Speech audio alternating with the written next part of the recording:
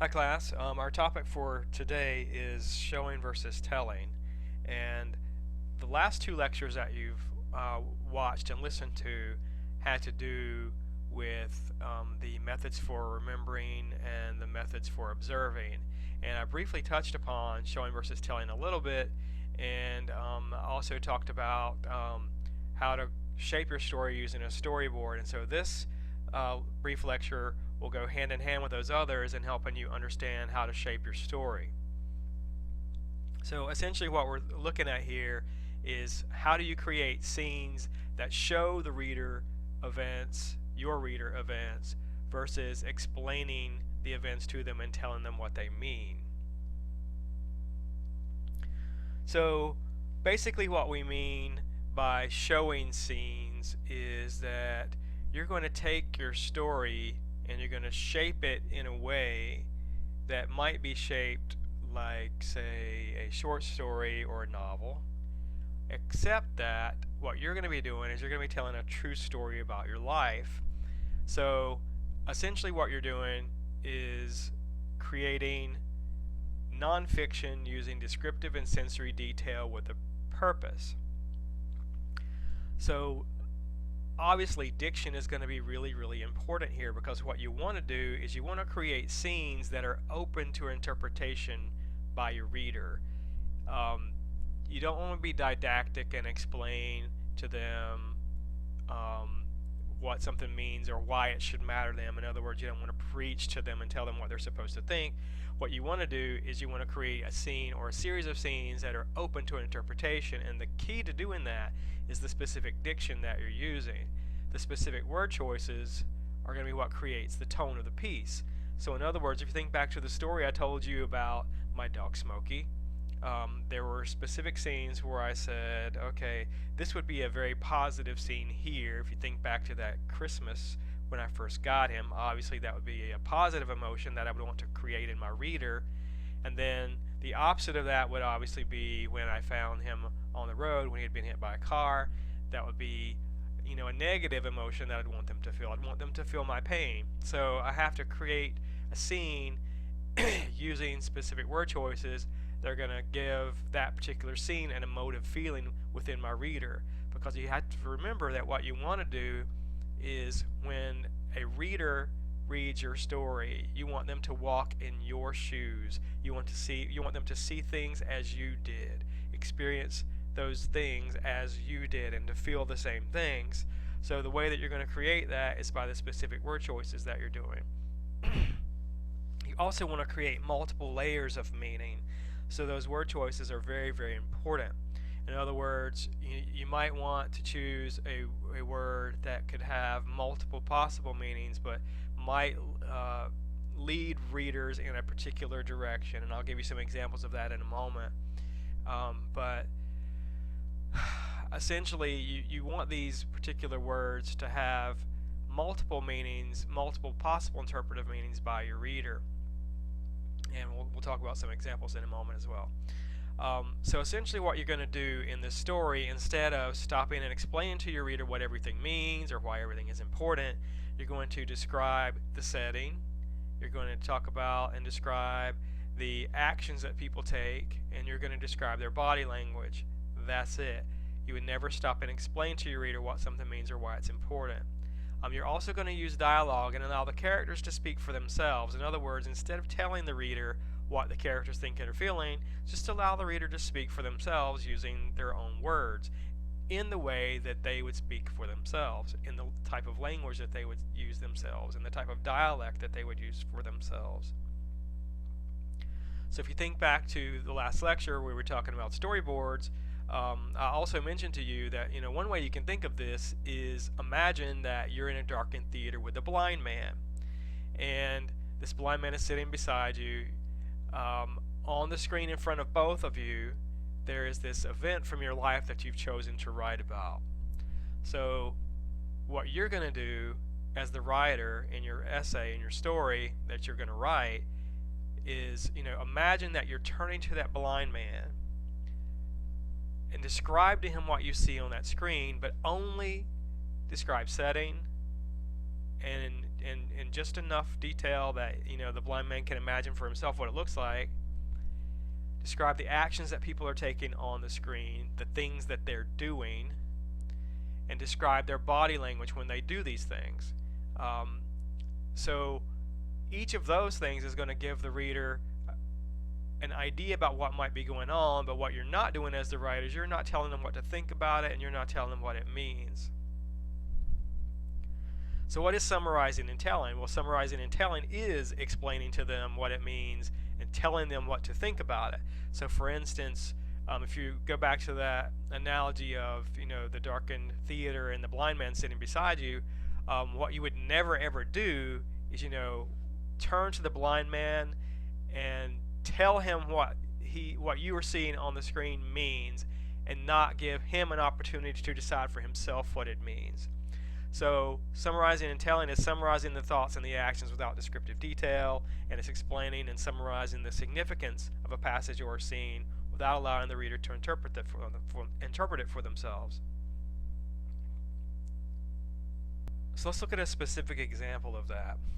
This particular example was written by my friend Vicky, and essentially what it does is it gives you a scenario of there's an older woman who hasn't been out to a bar in a long time, and what she wants to do is show you what that was like for her, not tell you what it was like for her. So let's look at what the telling example would be for this, and again, keep in mind this is what you do not want to do.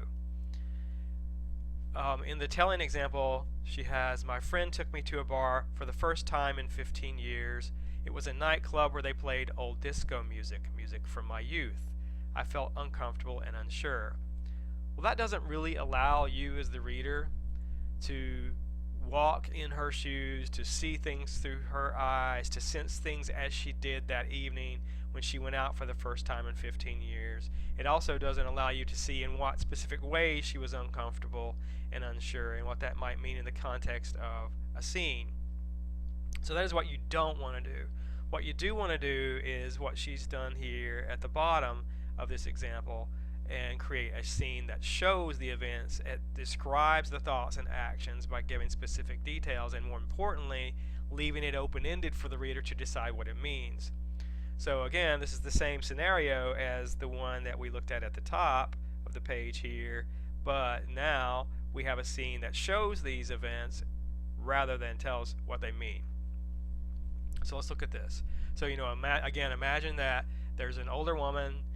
She hasn't been out to a bar in 15 years. She feels uncomfortable and unsure. And so what I need for you to do is, as I read through this, is I need for you to pick out the ways that you think this piece here communicates how she's uncomfortable and unsure without coming out and directly saying it to you.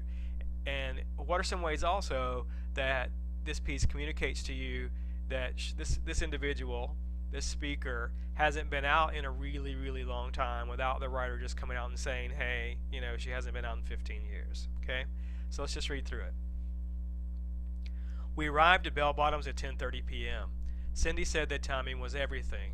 I walked in and walked back into time. The village people were singing YMCA, and people were on the dance floor with their arms over their heads, spelling out the letters. With each trumpet blast, the wire in my bra throbbed to the beat. My head was swimming from too much Chardonnay, and my high heels were feeling higher than they had at the apartment. Cindy was showing me the ropes, how to walk, how to talk when men came up. She said one more drink would help my nerves. When we got to the bar, Cindy ordered 2 whiskey sours, time for something stronger to take the edge off. I tugged at the hem of my short black skirt, attempting to make it longer. Stop that, Cindy said. You look fine. Show off them gorgeous legs. I shrugged and removed my hand, but didn't know where to put it. I rested it on the top of my skinny black purse, one hand on the purse, the other holding my drink. I wobbled as seductively as I could through the dimly lit room. I arched my back, pushed my chest out, swished my hip, and held my head high, the bar strut. Cindy was directly in front of me, doing the same damn thing. 2 hens strutting in front of a row of roosters. I heard the faint cackle of barnyard chickens. So what are some of the ways that this writer in this bottom piece here shows us that Cindy is uncomfortable and unsure? Well, there are many. One, of course, is the fact that she keeps drinking a lot. That lets us know she's maybe a little nervous and she wants to calm herself down. Of course, there's also She doesn't know where to put her hands, so she puts one on the purse and she's um, tugging at this hem of her skirt with the other. That lets us know she's feeling uncomfortable and unsure of herself. And a way that we know that she hasn't been out in a long time is she's having to watch what her friend does and copy her because she's forgotten what she's supposed to do when she's in a situation like this. So, there are multiple other ways here that she communicates some of these things, but I think hopefully after seeing both examples, now you can see which one of these is more effective, and that is obviously the showing example. Because what it does is it allows us as readers to walk in that character's shoes, experience things as she experienced them, and as a result, we experience them as we read, and it helps us understand what it was like to be this person. That first example does not allow us that opportunity whatsoever. It does not allow us to see this bar either. It just says it was a bar, a nightclub where they played old disco music. So maybe just from that line you can maybe imagine what one of those places might look like. But down at the bottom example, we have some more specifics. We have that the village people were singing YMCA and everyone was on the dance floor and they were spelling out the letters and that type of thing. And so we could probably imagine for ourselves much more specifically what this place might be like. So this is the type of thing that I want you to do in your own stories. So let's take a look at one more example to make sure that you understand what I mean by showing. Now, the example that we're going to look at next is called, it's a short story by Raymond Carver called Little Things. Now, this is fiction. Now, remember what I want you to do is creative nonfiction, so you might shape your story exactly the way this one's shaped and do the same types of things, except that your story is actually a true story. So we're just going to read through the first little part here, and I just want you to keep in mind, how it is that this shows rather than tells. So remember, a showing story is going to be one that allows the reader to walk in the main character's shoes, or characters, could be two, as in this case, to see things through that person's eyes or person's eyes, to feel the things that they felt. And most importantly, is it never, ever, ever tells the reader what it means, what it might mean, or why it's important. It just shows the events, shows the actions that people take, gives us a little bit of setting, shows us their body language, and it also uses some dialogue. And that's, those are the things that I'm wanting you to do in your stories. Okay, so let's take a look at this one. Again, it's called Little Things, and we'll just read through maybe the first quarter of this. So, Little Things. Early that day, the weather turned and the snow was melting into dirty water. Streaks of it ran down the little shoulder-high window that faced the backyard. Cars slushed by on the street outside where it was getting dark, but it was getting dark on the inside too. He was in the bedroom pushing clothes into a suitcase when she came to the door. "I'm glad you're leaving. I'm glad you're leaving," she said. "Do you hear?" He kept on putting his things into the suitcase. "Son of a bitch! I'm so glad you're leaving." She began to cry. "You can't even look me in the face, can you?" Let's just stop right there. I think that's all we need to have this discussion about how this shows us things rather than explains them to us. So it also uses metaphor and diction and imagery very well. So first of all, what are we to make of this? Well, all we know is that there's a male and a female, and there aren't given names, and there's probably a reason why Carver has chosen to do that, but I'll let you think about that on your own. We know that, based on this little piece here, that someone has done something wrong, apparently.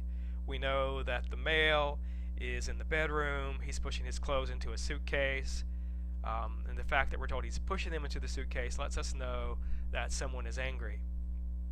We don't know who. Maybe they're both angry. We know that he's angry enough to leave, but has he left or decided to leave because he did something wrong? Is he leaving because she did something wrong? And how do we know that anyone did anything wrong at all? Well, one way we know that, one way the writer shows us this, is that piece of dialogue when the female says, "You can't even look me in the face, can you?" Well, that has a double meaning. he could have done something wrong, and that's why he can't look at her,